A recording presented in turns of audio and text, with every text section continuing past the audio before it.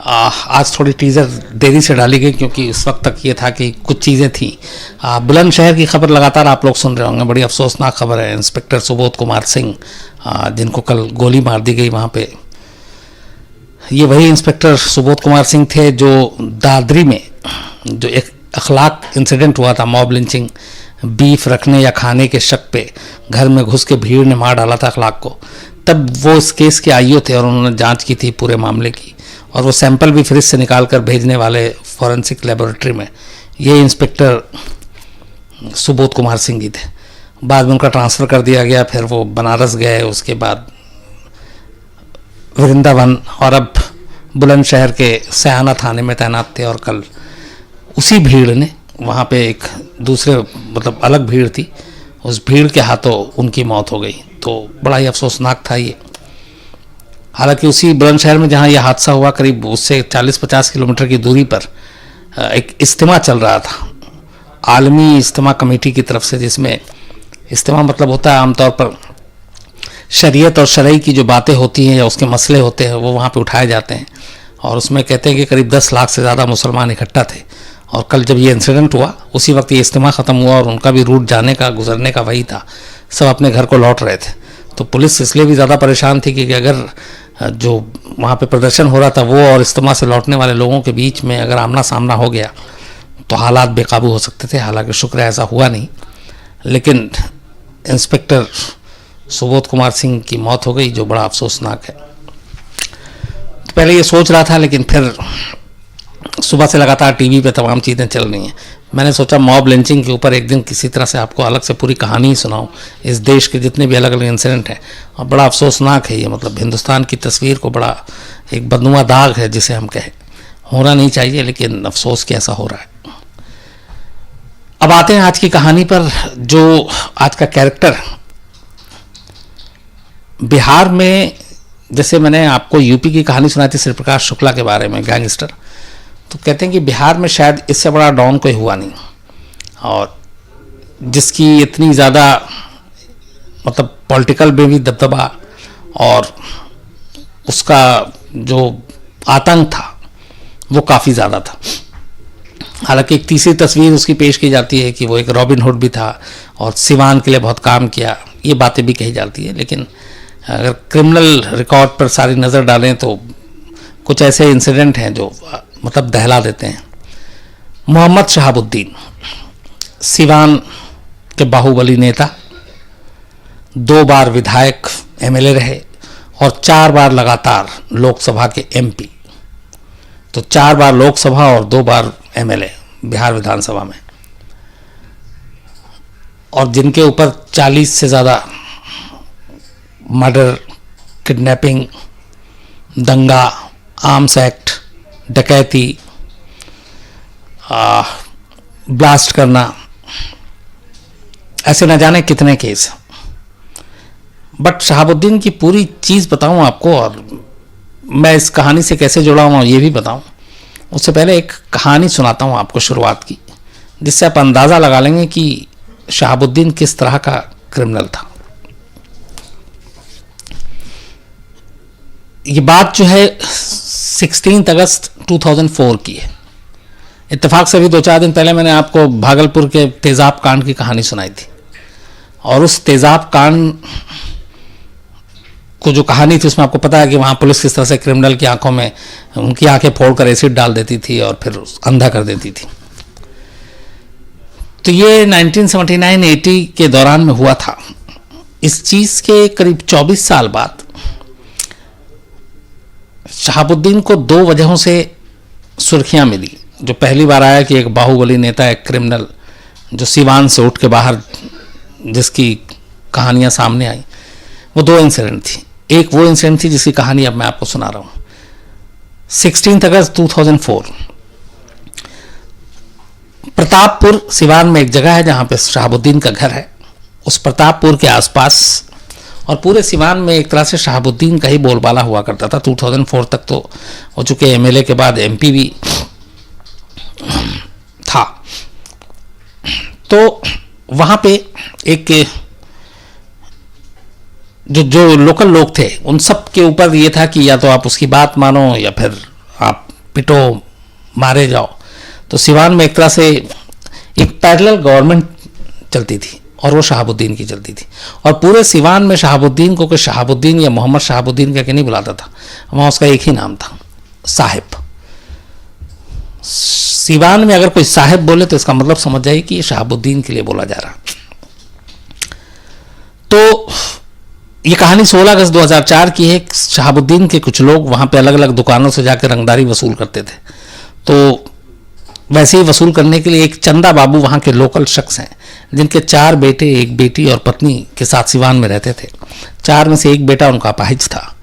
3 बेटे जो थे वो काम पे लगे हुए थे, उनकी 2 दुकानें थी सिवान में। तो ये लोग, शहाबुद्दीन के लोग 16 अगस्त को वहाँ पहुँचते हैं इसकी दुकान पे और उससे रंगदारी के तौर पे 2 लाख रुपए एक दुकान में, जहाँ पे उनका एक बेटा बैठा हुआ था, तो वो उससे पैसे मांगते हैं, जिसका नाम राजीव था।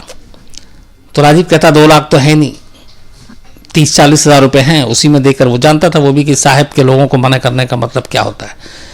तो 30-40 हज़ार है, बट वो माने नहीं। उन्होंने उसके साथ तोड़फोड़ की, मारपीट की और फिर वो गले में जितने भी पैसे थे वो सब उठाकर ले गए। तो जब ये ले गए तो इसको बहुत गुस्सा आया राजीव को, और ये वहीं से फिर घर गया। और घर में एसिड एक रखा होता है जो आमतौर पे बाथरूम साफ करने के लिए इन जगहों पे सब यूज़ करते हैं। तो उसने वहाँ से एक एसिड का डब्बा उठाया, छोटा सा था, और वो वापस वो लोग जिन लोगों ने इन लोगों के साथ मारपीट की थी उनके पास आया और फिर इसने एसिड उनके ऊपर फेंक दिया। तो उसके छींटे जो है इसके अपने एक भाई को भी लगे थे। और उसके बाद वहाँ पे भगदड़ मच गई। जो बदमाश थे शहाबुद्दीन के साहब के लोग, वो सब घबरा गए और उससे थोड़े बहुत सभी को छींटे लगे और एसिड से, मतलब कोई बहुत सीरियसली कोई इंजर्ड नहीं हुआ। लेकिन इसके बाद जो अंजाम हुआ, वो अंजाम आज 14 साल के बाद भी जो सुनता है उसके रोंगटे खड़े हो जाते हैं। जब ये हो गया तो फिर ये सारे लोग वापस जाते हैं। शहाबुद्दीन उस वक्त सिवान के जेल में ही बंद थे, और कहते हैं कि वो बंद सिर्फ जेल में नाम के लिए थे। जेल में बाकायदा दरबार लगता था और जब मन करता था वो जेल से टहलने के लिए बाहर भी आ जाते थे। ये सच था, क्योंकि सिवान में तूती बोलती थी और उस वक्त ऑलरेडी वो MP थे जब जेल में बंद थे, तो तूती बोलती। तो ये लोग वहाँ जाते हैं। उसके बाद ये खबर मिलती है, शहाबुद्दीन तक पहुँचती है। तो शहाबुद्दीन तक जब ये खबर पहुँचती है तो उसके बाद एक बदले की कार्रवाई शुरू होती है। इसके बाद यही लोग वापस जाते हैं और जो राजीव और सतीश, इसके 2 भाई, दोनों अलग अलग दुकान पे बैठे हुए थे। इन दोनों को पकड़कर ये लोग गाड़ी में बैठाते हैं और प्रतापपुर ले आते हैं। प्रतापपुर जो शहाबुद्दीन का घर था, जहाँ पे वो रहता था, उसकी फैमिली रहती थी। इसके बाद दोनों को यहाँ लाने के बाद इसका एक तीसरा भाई, जिसे इस बारे में कोई जानकारी नहीं थी, वहाँ भी इनके लोग पहुँचते हैं। उसका नाम गिरीश था, उसको भी उठा लेते हैं। उसका तीनों को प्रतापपुर के इलाके में लाया जाता है और दिन भर उनको वहीं छोड़ दिया जाता है। कहते हैं कि जब अंधेरा होता है तो फिर शहाबुद्दीन जेल से बाहर आता है और जेल से बाहर आने के बाद वो फैसला सुनाता है। शहाबुद्दीन के बारे में यह कि सिवान में पैरेलल हुकूमत, जो मैंने आपसे कहा कि समानांतर सरकार चलाने की, सिवान में जो कुछ भी होता था लोग कोर्ट पुलिस इन चक्करों में नहीं पड़ते थे। अब ये डर है या क्या था मालूम नहीं, लेकिन वो सारे फैसले, चाहे वो ज़मीन के हों, शादी ब्याह से जुड़े हुए हों, लड़ाई झगड़े से जुड़े हों, इन सब का फैसला शहाबुद्दीन की कोर्ट में होता था। यहाँ तक कि सिवान में डॉक्टर मरीज को देखने की फीस कितनी लेंगे, वो फीस शहाबुद्दीन तय करता था, हर डॉक्टर के लिए, किसी एक क्लिनिक के लिए नहीं। तो ये सारे उसके फरमान, वहाँ का कानून होता था। तो कहते हैं कि उस अगस्त की रात को भी वो 2004 में बाहर आता है और उसके बाद फरमान सुनाता है, और उस फरमान के तहत 2 भाइयों को बाकायदा पेड़ से लटकाया जाता है और उनकी लटकाने के बाद बाकायदा तेजाब भर के लाया जाता है। और कहते हैं कि मतलब बहुत बड़े बड़े डब्बों में तेजाब लाया गया और तेजाब लाने के बाद सतीश और ग्रीश, इन दोनों भाइयों को जो बांध के टांगा हुआ था, उनको तेजाब से नहला दिया जाता है। एक छोटे से शीशी में तेजाब लेकर अपना गुस्सा निकालने के लिए राजीव अपनी दुकान से उठकर घर गया था इन गुंडों को सबक सिखाने के लिए, और उसने उनके ऊपर तेजाब छिड़का था जिसकी चंद बूंदें लगी थी हर एक को, जिसमें इसके अपने भाई को भी लगी थी, सतीश को भी थोड़ी सी। लेकिन उसका बदला सिर्फ ये नहीं था कि ये तेजाब फेंका था, बल्कि ये था कि तुमने शहाबुद्दीन को एक तरह से रंगदारी देने से मना किया और उसके खिलाफ तुमने आवाज़ उठाई, तो उसकी सज़ा कुछ और होनी चाहिए। तो सज़ा के तौर पर सतीश और गिरीश को पेड़ से टांग कर बाकायदा तेजाब से नहलाया गया। तेजाब से नहलाने के बाद जो चश्मदीद हैं वो कहते हैं कि जिस्म में कुछ बचा नहीं था, हड्डियां थी।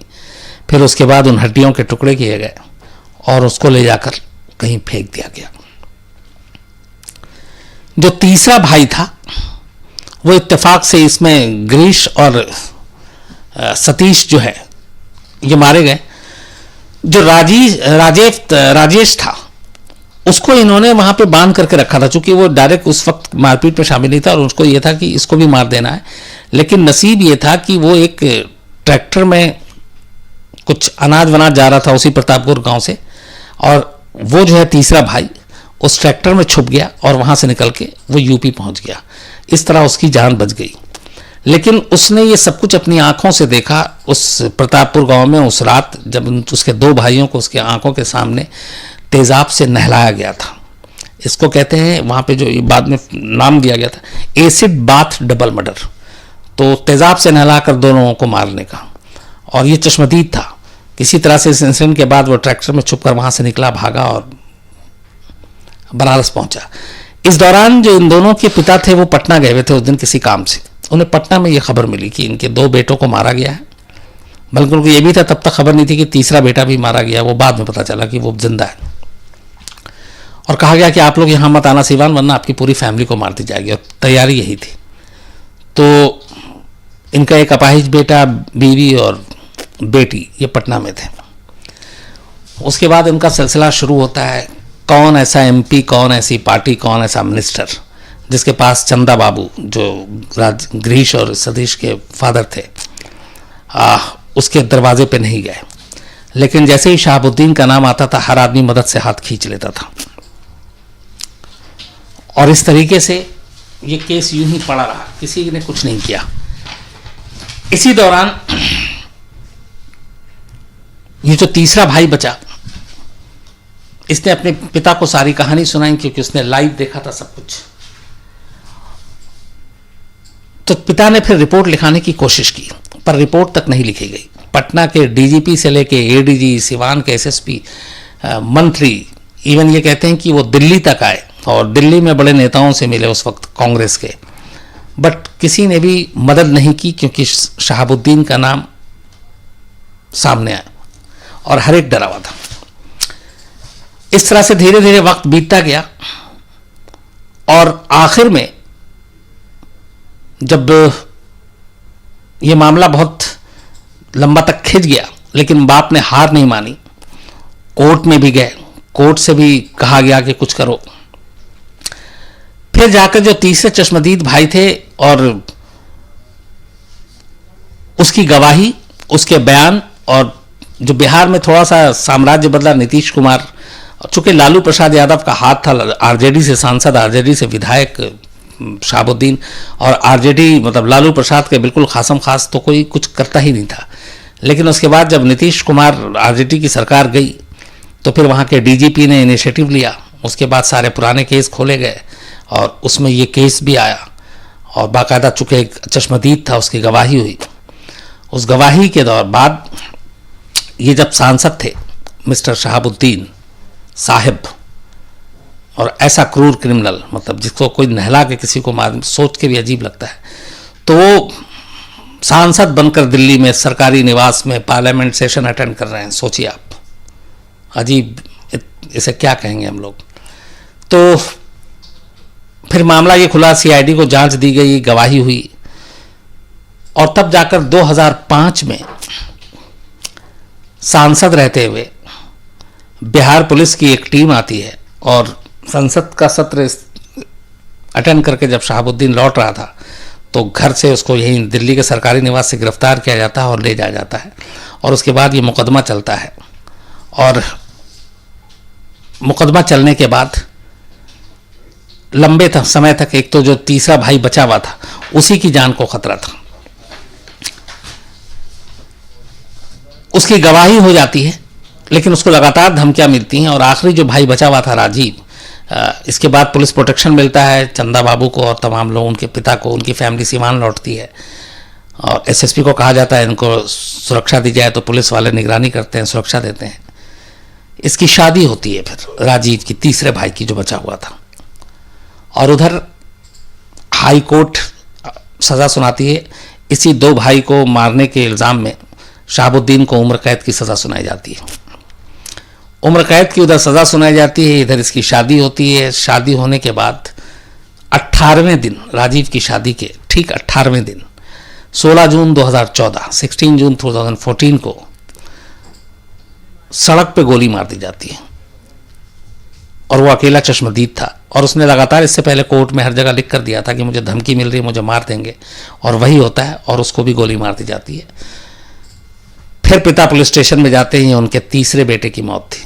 फिर वो रिपोर्ट लिखाते हैं। चूंकि गवाही हो चुकी थी तो इसलिए केस पे असर नहीं पड़ता है। कुछ दिनों के लिए बेशक उसकी मौत के बाद जमानत मिलती है और उसको लगता है कि अब चश्मदीद तो है नहीं, लेकिन फिर ये मामला सुप्रीम कोर्ट में जाता है और सुप्रीम कोर्ट लोअर कोर्ट और हाई कोर्ट के फैसले को, जिसमें उम्र कैद की सज़ा दी गई थी, बरकरार रखती है और ज़मानत रद्द करती है। और शहाबुद्दीन को जो है वापस जेल जाना पड़ता है, और अब भी शहाबुद्दीन जेल में। ये एक कहानी, इंसिडेंट आपको सुनाना इसलिए ज़रूरी था कि एक फैमिली के 3 बेटों को, जिनमें से 2 को तेज़ाब से नहलाकर मारना और एक की फिर गोली मार के, शादी के 18वें दिन इस तरह का क्रिमिनल शहाबुद्दीन।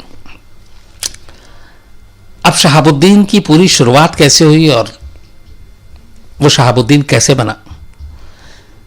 सिवान के प्रतापपुर इलाके में पैदा हुआ,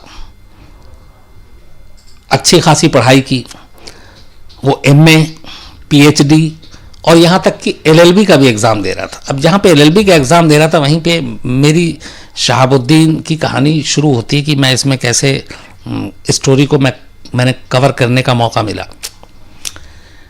खबर आई कि शहाबुद्दीन अब एलएलबी का एग्ज़ाम दे रहा है और वो वकालत भी करेगा, और इसके पीछे ये भी थी कि उसके खिलाफ बहुत केस हैं, 40 से ज़्यादा, तो वकीलों पे भरोसा नहीं है, वो खुद ही अपने केस की पैरवी करेगा।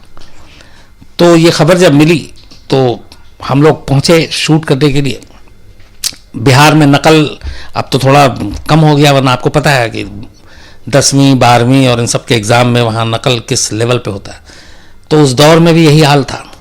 तो पता चला कि अपने सोर्सेज से कि शहाबुद्दीन एलएलबी का एग्ज़ाम तो दे रहा है, लेकिन शहाबुद्दीन के नाम पर वो एग्ज़ाम में कोई और बैठ रहा है।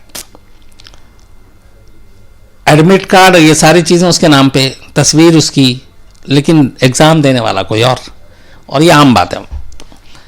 तो इस स्टोरी को हम लोगों ने कवर की, उसकी वजह से फिर उस एग्जामिनेशन सेंटर तक पहुँचे, फिर सिवान पहुँचे, शहाबुद्दीन के लोगों से मिले। अच्छा, उस वक्त तक ये जुर्म और तमाम शोज़ आते थे तो वो लोग पहचानते भी थे, तो बड़े प्यार से मिले, पर उन्हें ये पता नहीं था हम करने क्या हैं। हम तो ये करने आए थे कि साहब जो है एलएलबी बन रहे हैं, मतलब इतना वक्त अब भी है कि इतनी पढ़ाई पे ध्यान दे रहे हैं, तो थोड़ा पॉजिटिव कहानी सुनाई थी।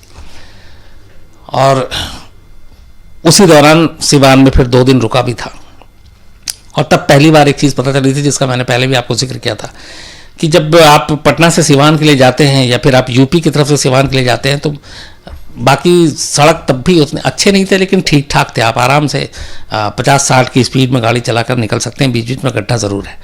लेकिन जैसे ही सिवान 20 किलोमीटर जब दूर होता है, उसके बाद सड़क गायब हो जाती है। सड़क है, लेकिन सड़क पे सड़क नहीं है, सिर्फ गड्ढे हैं, और आपकी गाड़ी की स्पीड किसी भी कीमत पे आप कितनी भी कोशिश कर ले, 10 किलोमीटर प्रति घंटा से ऊपर आप चला ही नहीं सकते। 10 किलोमीटर से ऊपर की आपकी स्पीड हो ही नहीं सकती, वरना गाड़ी बैठ जाएगी। और वो सारा गड्ढा था। तो हमने ये पता किया उस वक्त कि ये बाकी सड़क तो ठीक है, लेकिन सिवान से 20 किलोमीटर ही पहले क्यों। अच्छा, जैसे आप सिवान के अंदर जाएंगे तो शानदार सड़कें, सब कुछ, तो ये बाहर आउटर पे ऐसा क्यों। तो पता चला कि वो जानबूझ के किया गया था। कितनी बार भी सड़कें बनी, शहाबुद्दीन के लोगों ने वो सड़कें तोड़वा दी थी, और उसकी वजह ये था कि कभी कोई पुलिस अटैक हो या कुछ चीज़ें हो तो यहाँ तक पुलिस की गाड़ियाँ, आप अगर 10 की स्पीड में चला रहे हैं और 20 किलोमीटर है तो अंदाज़ा लगाइए कितना वक्त मिलेगा शहाबुद्दीन को बचने में और सब कुछ इंतज़ाम करने में। तो इस वजह से भी ये सड़क ख़राब की गई और उस सड़क को कभी बनने नहीं दिया गया। तो खैर वो स्टोरी थी जिसमें बाद में फिर वो LLB का एग्ज़ाम नहीं दे पाए क्योंकि भेद खुल गया था, पकड़े गए। तो कॉलेज टाइम में ही जब MA किया, उसके बाद PhD की, उसके बाद ये कॉलेज से ही पॉलिटिक्स में शुरू हो शहाबुद्दीन। 1993 से 2001 के दौरान कहते हैं कि सिवान में करीब 18 भारतीय कम्युनिस्ट पार्टी माले के कार्यकर्ता या सपोर्टर का मर्डर हो गया था, जिनमें खास तौर पर JNU स्टूडेंट्स यूनियन के एक्स प्रेसिडेंट चंद्रशेखर, उनकी खबरें लगातार सुर्खियां बनी, और एक बहुत सीनियर लीडर श्याम नारायण, इनका भी मर्डर सिवान में हुआ। और कहते हैं कि इन लोगों के मर्डर के पीछे कहीं ना कहीं ये जो 18 लोग थे गायब होने के पीछे और इनके मर्डर के पीछे, वो शहाबुद्दीन का हाथ था। ये लगातार इल्ज़ाम लगे। इसी बीच में एक और माला एक्टिविस्ट, भाकपा माला के मन्ना चौधरी, इनका किडनैप हो जाता है और ये गायब हो जाते हैं। आज तक लाश नहीं मिली है मन्ना चौधरी की, लेकिन घर वाले और बाकी लोग लड़ाई जारी रखते हैं और कोर्ट तक जाते हैं। शहाबुद्दीन को अपने जो 40 के करीब क्रिमिनल केसेस हैं, उनमें 2 ही मामले में उम्र कैद की सज़ा हुई है। एक जो दोनों भाइयों को एसिड से नहलाकर मारा था, और दूसरा इस मन्ना चौधरी को, जिसकी आज तक लाश नहीं मिली है, लेकिन ये सबको यकीन है कि वो इस दुनिया में नहीं, उसको मारा जा चुका। और कोर्ट ने लाश न होने पे मर्डर इस्टेब्लिश नहीं हो सकता है क्योंकि लाश ज़रूरी है, लेकिन कोर्ट ने इसको इस तरह से उम्र कैद की सज़ा सुनाई कि kidnapping with intention to murder, मतलब किडनैपिंग इसलिए किया कि ताकि आपको जान से मारना है, और इसी बेस पे कोर्ट ने उम्र कैद की सज़ा सुनाई। तो शहाबुद्दीन को 2 मामले में ही उम्र कैद की सज़ा हुई, जिसमें से एक ये मन्ना चौधरी है, माले कार्यकर्ता। कहते हैं कि जब ये 19 साल का था शहाबुद्दीन, तब इसने पहला क्राइम किया था और पहला केस इसका दर्ज हुआ था। अब तक 36 साल अलग अलग मामलों में सज़ा हुई है, 2 उम्र कैद को छोड़कर। फिलहाल जेल में है। 2 बार ये विधायक रहा, 4 बार ये MLA रहा। और शहाबुद्दीन को शहाबुद्दीन बनाने की मैंने आपको बताई थी कि 2 कहानी। पहली तो आपको एसिड बता दी कि एसिड केस जो नहलाया था उसकी वजह से। इसके बाद इससे पहले बल्कि एक और कांड हुआ था। ये 15 मार्च 2001 की बात है। तब शहाबुद्दीन राष्ट्रीय जनता दल पार्टी से जुड़ा हुआ और MP उस वक्त तक बन चुका था। तो वहां पे एक पुलिस की टीम सिवान में एक RJD के ही दूसरे लीडर की गिरफ्तारी की तामील के लिए पहुंचती है। उनके पास वारंट था और वो वहां पहुंचती है उस नेता को गिरफ्तार करने के लिए। शहाबुद्दीन वहां मौजूद था। तो कहते हैं कि जब ये अधिकारी वहां पहुंचे, पुलिस की टीम, तो शहाबुद्दीन की हमेशा पुलिस से हाथापाई, वो पुलिस वालों पे हाथ उठा देता था, बल्कि पुलिस वालों पे गोली भी चलाई। एक बार अपने ही इलेक्शन के दौरान SSP के ऊपर गोली चला दी और SSP को जान बचा के भागना पड़ा था। और ये सारी चीज़ें पटना तक पहुंचती थी, लेकिन कार्रवाई कोई नहीं होती थी क्योंकि लालू प्रसाद यादव का शहाबुद्दीन पर हाथ था।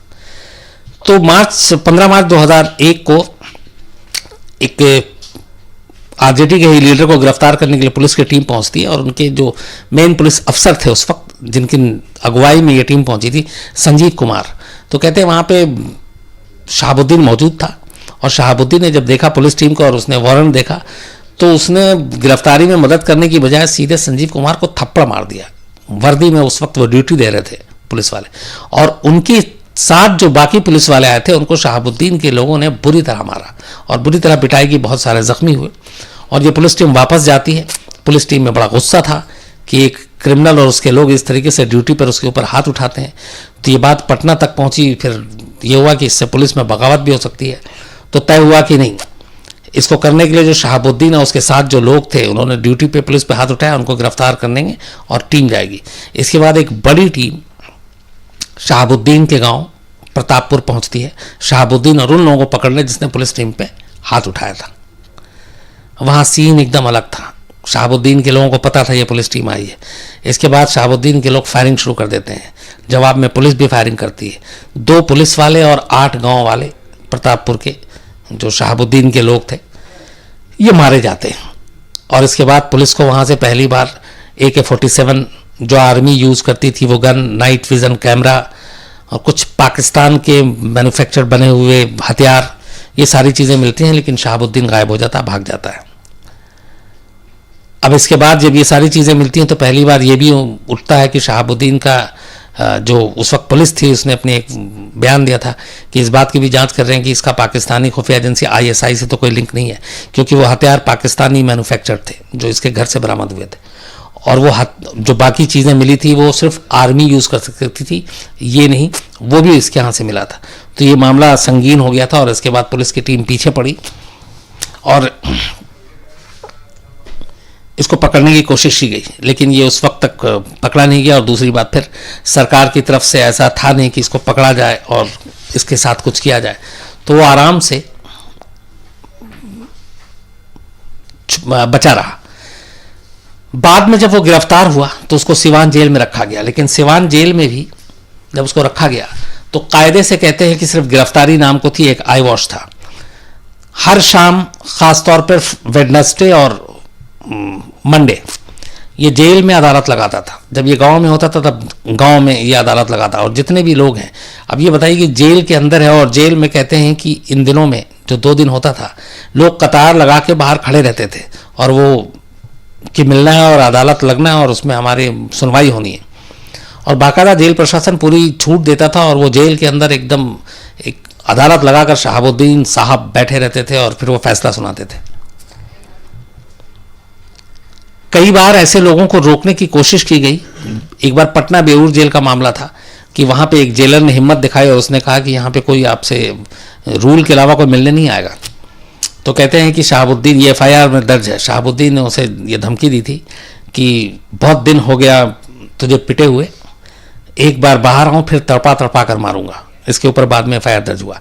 एक बार ऐसी एक मामला चल रहा था पटना में कोर्ट में, तो बाकायदा जज को शहाबुद्दीन के वकील ने धमकी दी थी भरी कोर्ट में कि आप ये ऐसे कर दो वरना फिर आपकी जान को खतरा है। बाद में ये मामला ऊपर के कोर्ट में गया, शिकायत की, तो फिर उस वकील को अरेस्ट किया गया जो शहाबुद्दीन की तरफ से जिसने धमकी दी थी। तो इस तरह से धमकाना, इस तरीके से बातें करना फितरत में शामिल थी। ये भी कहते हैं कि जो अदालत जेल के अंदर लगती थी, इसमें एक दो तो बड़ा सुर्खियों में रहता कि एक बार ऐसी एक अदालत में एक फरियादी पहुंचा और उसने कहा कि मेरा प्रमोशन करवा दीजिए। तो पता चला कि वो कोई और नहीं, वो एक पुलिस वाला था। और जो आता था तो शहाबुद्दीन के आसपास लोग फ़ोन लेके बैठे रहते थे और जिसका जो मसला होता था उस कंसर्न शख्स को वहीं से फ़ोन मिलाया जाता था। तो इसके विटनेस भी हैं कि जब इस पुलिस वाले ने कहा कि मेरा प्रमोशन करा दीजिए तो उसने सीधे फ़ोन मिलाया पटना में एक सीनियर पुलिस अफसर को और उसने नाम बताया और ये कहा और उसका कहा कि अगली रिपोर्ट मेरे पास इसका प्रमोशन का आना चाहिए और उसका काम हो गया। एक किसी के ज़मीन का इशू था, वो बाकायदा जेल के अंदर जब अपनी फरियाद लेकर आया था और उसका काम हो गया तो वो साथ में राइफल लेकर आया था गिफ्ट करने के लिए कि ये साहब मेरा ये काम कर दीजिए, और बोला ये आपके लिए नया राइफल गिफ्ट लेकर आया। अब सोचिए जेल के अंदर वो गिफ्ट में राइफल दे रहा है, ये हालत थी। तो ये सारी चीज़ें चलती रही, लेकिन 2005 में जब शहाबुद्दीन को गिरफ्तार किया गया दिल्ली से MP रहते हुए, उसके बाद फिर सज़ा सुनाई गई। जब 2 मामलों में उम्र कैद की आपको बताई, तो अपने जो चुनाव आयोग के कानून और नियम के तहत फिर उसके चुनाव लड़ने पे पाबंदी लग गई।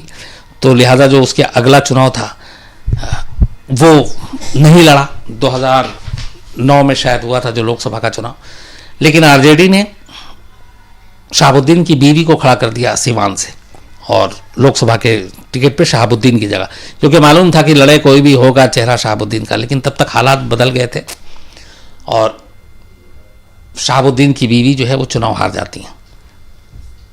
तो पहली बार अब यहाँ से फिर जो गढ़ है कमज़ोर होना शुरू होता है और उसके बाद कानूनी लड़ाई और फिर जेल, और मामला चूँकि इतना ज़्यादा सब कुछ दिल्ली तक पहुँच चुका, सुप्रीम कोर्ट तक पहुँच चुका, तो फिर बीच बीच में ये होता है कि सिवान जेल से भी हटाया जाता क्योंकि वहाँ पे वो देखते हुए, लेकिन निज़ाम बदला, सरकार बदली तो बहुत कुछ बदला।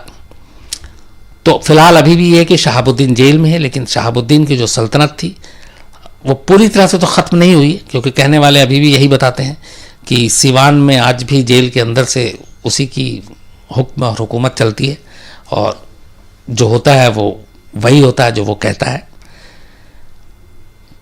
कुल मिलाकर जितने जो मामले हैं उसके हिसाब से 36 साल की सज़ा कई मामलों में हो चुकी है, 2 में उम्र कैद है, कुछ केसेस के फैसले होने अभी बाकी हैं। तो ये थी शहाबुद्दीन की कहानी।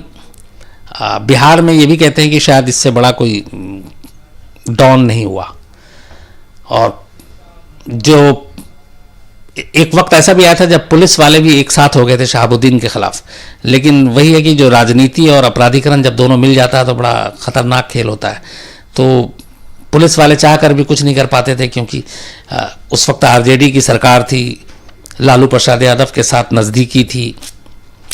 तो और ये भी कहते हैं कि 1-2 बार लालू प्रसाद यादव से जब मनमुटाव हुआ है इसी सब केस में कि पुलिस कैसे जांच कर रही है और कैसे दबिश डाल रही है, तो उस वक्त नाराज़ होकर शहाबुद्दीन ने पार्टी छोड़ने की धमकी दी थी, और ये भी था कि वो बीजेपी में शामिल होने की भी बात आ रही थी।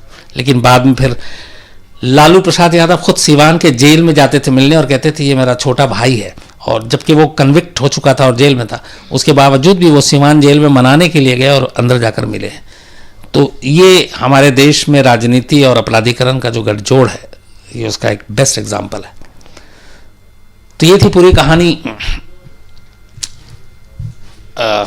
शहाबुद्दीन की। आज मैं कुछ इसलिए भी ये लेकर बैठा हूँ कि बहुत सारे लोगों की कुछ शिकायत होती है, लेकिन अभी देखूंगा कुछ आगे मैं सवाल लूँ आसिम से। उससे पहले कई लोगों ने कुछ लिखा था। मैं एक उस दिन सवाल आया था कि जो न्यूक्लियर पे हम बात कर रहे थे कि अमेरिका में कुछ लोगों ने कहा था कि क्या उनके पास इतने लेकिन न्यूक्लियर वेपन है तो वहाँ बिजली सस्ती है। तो बहुत सारे लोगों ने मुझे मेल लिखा, मुझे बड़ी खुशी हुई कि लोग इतना अलर्ट रहते हैं। जैसे गायत्री पारीक जी है, इसके अलावा जंग जसवाल, विवेक राय, ये सब यूएस में रहते हैं, और इन्होंने लिखा कि बिल्कुल भी यहाँ बिजली मुफ्त में नहीं है और सस्ती भी नहीं है, और प्राइवेट कंपनियों को दिया गया है लेकिन बाकायदा पैसे लेते हैं और पर यूनिट के हिसाब से बिल होते हैं। तो ये जवाब आप लोगों के लिए कि अमेरिका में बेशक उनके पास परमाणु बम बहुत हो पर बिजली फ्री नहीं है। राजेश भंडारी ने कुछ लिखा है। इसके अलावा जगदीश ठाकुर, ये छत्तीसगढ़ से हैं, इन्होंने कुछ फरमाइश की थी। प्रीति मिश्रा हैं, ये इनकी शिकायत थी कि मैं सिर्फ जो इंडिया के बाहर लोग रहते हैं उनका नाम लेता हूं, पर ऐसा नहीं है, सभी के लिए बराबरी है। कई बार ऐसा हो जाता होगा अनजाने में। अभिनव चौहान है, निशा वोरा है। ये महात्मा गांधी के बारे में इन्होंने कहा था। अब मुझे शायद याद आ रहा कि महात्मा गांधी की कहानी सुनना चाहती थी। महात्मा गांधी की कहानी शायद हमने सुनाई है। नहीं सर, उनका एक किस्सा सुनाया है। एक किस्सा महात्मा गांधी की मर्डर की पूरी कहानी पता नहीं। अच्छा हाँ, शायद मैं एक बार और चेक कर लूँगा। इसके अलावा गंगा प्रसाद पांडे हैं, ऋषभ अर्जरिया हैं, कमलप्रीत सिंह हैं, ये निर्भया की कहानी सुनना चाहते हैं बहुत जल्दी, चूँकि अब इसी महीने में हुआ, मैं आपको बिल्कुल डिटेल में सुनाऊंगा। मोहित नाथ हैं, ये इनका कहना था कि पोस्टमार्टम बहुत सारे मामलों में आपने कहानी में सुनाया कि नहीं होता है, तो उसकी वजह से मौत किस वजह से हुई नहीं पता चलता है, तो क्यों ना पोस्टमार्टम को मस्ट कर देना चाहिए हिंदुस्तान में। ये एक्चुअली जो हॉस्पिटल में इस तरह की डेथ होती है तो आजकल तो यह है कि करना पड़ता है, लेकिन अगर घर में मौत हो गई या हॉस्पिटल तक नहीं पहुंचे तो फिर वो फैमिली के ऊपर होती है कि फैमिली वाले चाहते हैं कि नहीं। लेकिन हाँ, जहाँ पे भी ज़रा सा भी शक हो वहाँ पे बिल्कुल मस्ट होना चाहिए। एक संदीप हैं, ये सैयद मोदी बैडमिंटन प्लेयर, इनके बारे में कहानी सुनना चाहते हैं, मैं आपको ज़रूर सुनाऊंगा। हरताक्षी राठौर हैं, अमित अग्रवाल हैं, ब्रिजराज हैं, सागर कौशिक हैं, इन्होंने लंबी लिस्ट दी है अपनी कहानियों की। इसके अलावा पुष्पा सोंगरा हैं, बड़ा अच्छा इनका मेल लगा मुझे, अभी भी थोड़ी देर पहले मैं पढ़ रहा था। इनका एक 3 साल का बेटा है और वो कहते हैं कि उससे ये सब पता नहीं क्राइम और ये क्या होता है, लेकिन वो संडे को भी कहता है कि अपनी तोतली ज़बान में जिसमें भी कि क्राइम तक देखना है। तो 3 साल का इनका बेटा है पुष्पा जी का, ऊपर वाला उसे अच्छा रखे। अच्छा लगा इतने नन्हे फैन के बारे में सुनकर। इसके अलावा शेखर वर्मा हैं, विवेक चौवतिया हैं, नयन हाजरे हैं, ये भोपाल गैस के बारे में सुनना चाहते हैं तो उसके ऊपर एक डॉक्यूमेंट्री डाली हुई है मैंने शायद क्राइम तक पर, है ना। प्रेरणा है, विक्रम डे हैं, कविता सूद हैं। आज ये एजुकेशन फील्ड से कुछ इस तरह की क्राइम की कहानियाँ मैं जल्दी आपको सुनाऊंगा। श्याम गिरी, नितिन रावत, काशिफ एंड फरहा, अमिकेत कुमार, राजेश भंडारी, संगम सुमन, इसके अलावा प्रीतिवंतिका, इन्होंने अपने बच्चों का जिक्र किया है, मौन एंड भक्ति। थैंक यू वेरी मच, आपने अच्छा खासा मेल लिखा, मुझे पढ़ के अच्छा लगा। स्वाति शर्मा हैं, कपिल कदम हैं, आयरिश नंदी हैं। इन तमाम लोगों ने कुछ कहानियाँ लिखी, कुछ बताई, कुछ फरमाइश की हैं, तो मुझे अच्छा लगा। अब मैं कुछ सवाल बताओ। सर एक सवाल आ रहा है कि इंडिया के अंदर फांसी rare of the rare case में दी जाती है, सर निमिष है, लेकिन सोहराबुद्दीन ने जो किया था, हाँ, उसके बाद उसे फांसी की सजा क्यों नहीं मिली? निमिष का सवाल है कि कौन से सोहराबुद्दीन थे? सर ये सॉरी शहाबुद्दीन सर। शहाबुद्दीन, हाँ देखिए ये पहले भी कई बार हुआ है कि रेयरेस्ट ऑफ रेयर अलग अलग केसों में अलग अलग हिसाब से ही इस्तेमाल किया जाता है। ऐसा क्यों मुझे नहीं मालूम, क्योंकि हालांकि कई बार कानून में, अदालत में सबूत, गवाह, बाकी चीज़ें आती हैं, लेकिन यहाँ पे इस मामले में मैं ये भी सहमत हूँ कि एक तीसरा भाई जिंदा है और वो बता रहा है कि हाँ इस तरीके से हुआ है सब कुछ, और उसके बाद भी उसमें उम्र कैद की सज़ा हुई। तो ऐसा क्यों है, इसके बारे में सोचने की ज़रूरत है। लेकिन कई बार होता है कि कुछ इसी तरह के केसेस में सीधे फांसी की सज़ा होती है, कई में उम्र कैद। सर सौरभ जी हैं, वो बोल रहे हैं सर जैसे इस केस में पुलिस वालों ने शुरू में रिपोर्ट नहीं लिखी थी, अगर ऐसी आज को किसी के साथ, आज के टाइम पे किसी के साथ ऐसा हो तो आम आदमी को इंसाफ के लिए क्या करना चाहिए? सौरभ साहब, सिंपल सा इंसाफ के लिए तो ये कि रिपोर्ट पुलिस में लिखनी चाहिए, लिखवानी चाहिए। अगर नहीं है तो आजकल पहले बहुत सारी चीज़ें नहीं थी, जैसे आजकल मीडिया बहुत अलर्ट है, मीडिया की वजह से बहुत सारी चीज़ें होती हैं और आवाज़ उठानी चाहिए। सोशल मीडिया बहुत बड़ा हथियार है, तो ये चीज़ें हैं। लेकिन अब ये भी है कि पुलिस के ऊपर भी थोड़ा प्रेशर रहता है कि अगर हाई प्रोफाइल या इस तरह की चीज़ें होती हैं और वो नहीं लिखते हैं तो उनके खिलाफ कार्रवाई, फिर आप कोर्ट में भी जा सकते हैं। कोर्ट के भी कहने पे कई बार ऐसे सारे FIR दर्ज होते हैं और वो सारी चीज़ें होती हैं। सर श्रवण कुमार शर्मा है, हाँ, वो बोल रहे हैं नमस्कार सर, वो CRPF से हैं और बोल रहे हैं कि मैं आपकी कहानी रोज सुनता हूँ, नक्सल की कोई कहानी हो तो सुनाइए और जहानाबाद जेल ब्रेक जो हुआ था उसकी कहानी सुनाइए। श्रवण कुमार जी नमस्कार। बिल्कुल, मैं जहानाबाद और नक्सल की तो बहुत सारे लोगों ने कही है, मैं जल्दी आपको सुनाऊंगा और डिटेल में सुनाऊंगा, ये मेरा आपसे वादा है। सर दिनेश सिंह है, वो बोला शमसर मेरा एक क्वेश्चन है कि कोई भी इंसान फॉर एग्जांपल दिल्ली का रहने वाला हो और दिल्ली में मर्डर करता है तो क्या वो भारत के किसी भी कोर्ट में जाके सरेंडर कर सकता है? कौन है सर? ये है दिनेश सिंह। दिनेश सिंह जी, बिल्कुल, अगर जुरिस्डिक्शन कोई भी हो, लेकिन आखिरी में मुकदमा उसी जगह चलेगा जहाँ पे क्राइम हुआ है। लेकिन यहाँ पे न सिर्फ वो कहीं पे जाके सरेंडर कर सकता है, बल्कि इसी के साथ कहीं पे वो एंटिसिपेटरी बेल भी ले सकता है। जैसे अगर दिल्ली में क्राइम किया है तो वो कोलकाता से भी ले सकता है, वो एंटिसिपेट कर रहा है कि उसको गिरफ्तार किया जा सकता है। तो ये कानून में ये चीज़ें हैं, लेकिन आखिर में मुकदमा जो चलना है वो वहीं चलेगा जहाँ पे जिस जुरिस्डिक्शन में क्राइम हुआ है। सर बॉलीवुड हंगामा से आईडी है, लेकिन इसको जो एडमिन है वो गगन नाम है, वो बोल रहे हैं कि सर तीसरा भाई जो था जो गोली से, क्या उसका केस आगे उसने साहिब पे डाला नहीं? अगर डाला तो फिर उस पे कितना, उसकी बात पे कोर्ट में कितना? 2014 में तीसरे भाई की गोली मारकर हत्या कर दी गई। 2 भाई को तेजाब में नहला कर मारा गया था। उसके बाद तब अफसोस होता है उनके जो बुजुर्ग पिता हैं जिनके 3 जवान बेटे मारे गए, वो फिर एक बार पुलिस स्टेशन पहुंचते हैं, फिर वो रिपोर्ट लिखाते हैं। और चूंकि इससे पहले के कागजी एविडेंस बहुत हैं जिसमें उसे धमकाने की और धमकियां मिल रही थी, तो वो सारी चीज़ें थी जिसके ऊपर फिर पुलिस में बाकायदा ये केस दर्ज होता है। और ये मामला भी शहाबुद्दीन के खिलाफ है, लेकिन इसमें अभी फैसला कोई नहीं आया, ये अभी कोर्ट में ही है। सर एक नितिन शर्मा जी बोल रहे हैं सर आप क्या कभी नक्सली लोगों से मिले हैं? नितिन शर्मा जी, मैं बिल्कुल नक्सली लोगों से मिला हूं, बल्कि मैं आपको क्या बताऊं, एक कहानी तो ऐसी है कि एक मेरा मतलब जनसत्ता में था, तो वो JNU में पढ़ा करता था और हमारी दोस्ती हुई थी। जनसत्ता वो प्रेस रिलीज़ भी लेकर आया करता था और कई खबरें JNU स्टूडेंट्स यूनियन और उससे जुड़ी हुई चीज़ें। और कई बार ऐसा हुआ कि मतलब वो एकदम बहुत ही अच्छा पढ़ने लिखने वाला तेज़ लड़का, और कि कुछ पैसे चाहिए, वो भी थोड़े बहुत हुए हम लोगों से। बाद में पता चला कि वो नक्सल का बहुत बड़ा कमांडर बन गया है और झारखंड और बिहार में एक्टिव है। और मेरी फ़ोन पे उससे फिर बात भी हुई, आखिरी बात हालांकि अब साल से ऊपर हो गया था। तो वो मुझे बड़ा शॉकिंग लगा, अजीब लगा, लेकिन वो जिस तरीके से शुरू से बातें करता था क्रांतिकारी, तो कहीं ना कहीं वो चीज़ें थी, पर मुझे नहीं मालूम था कि ऐसा होगा। तो इसके अलावा मैं बाकी कई ऐसे और लोगों से मिला हूँ और मैंने इस पर कई शोज़ भी किए हैं।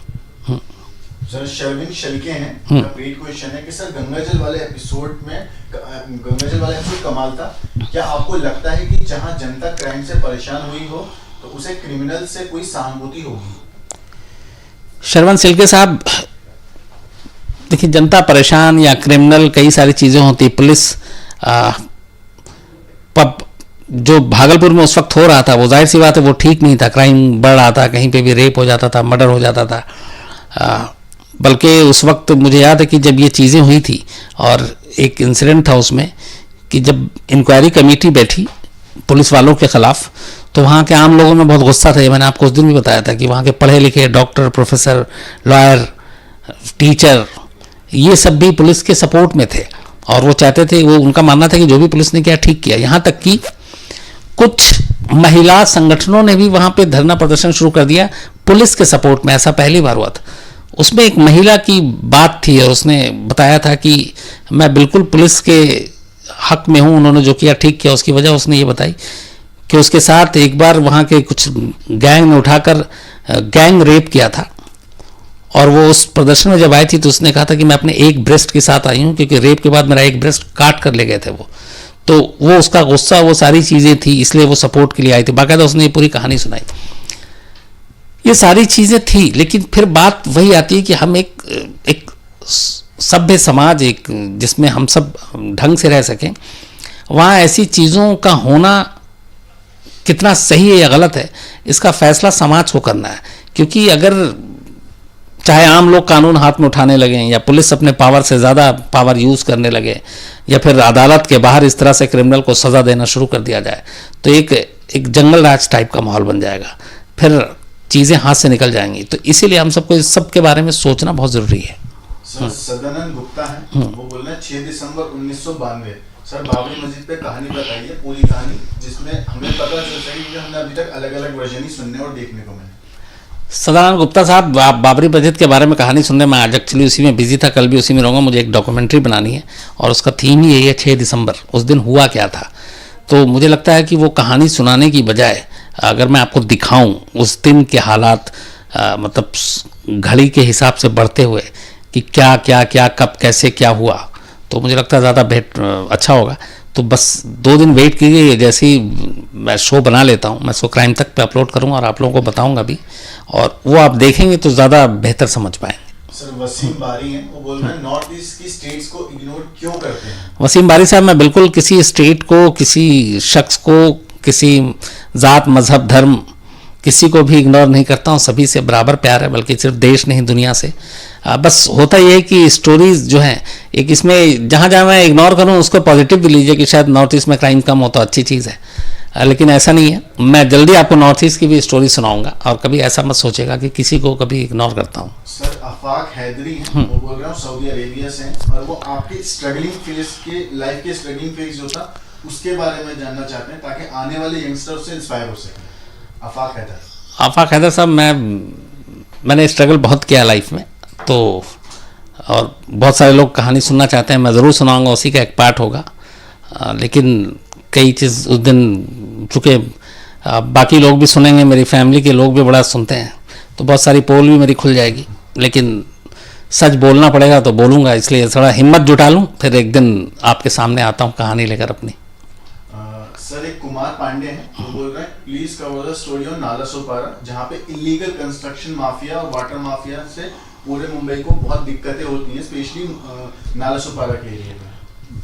कौन है सर? ये है राजकुमार पांडे। राजकुमार पांडे साहब, मैं जल्दी नालासोपारा की आपकी कहानी को सुनाऊंगा और डिटेल में सुनाऊंगा। बहुत सारी चीज़ें हैं, क्या करूँ, एक साथ नहीं हो पाती हैं मुमकिन। सर अमित ओझा बोल रहे हैं कल उनका पेपर है, लेकिन वो अभी भी हमारा शो देख रहे हैं। अमित ओझा साहब, कल पेपर है, अब आप पेपर पे ध्यान दीजिए, कहानी बंद कीजिए और अच्छे से पेपर दीजिए, पेपर देने के बाद कल कहानी सुनिएगा, कल आपसे मिलते हैं।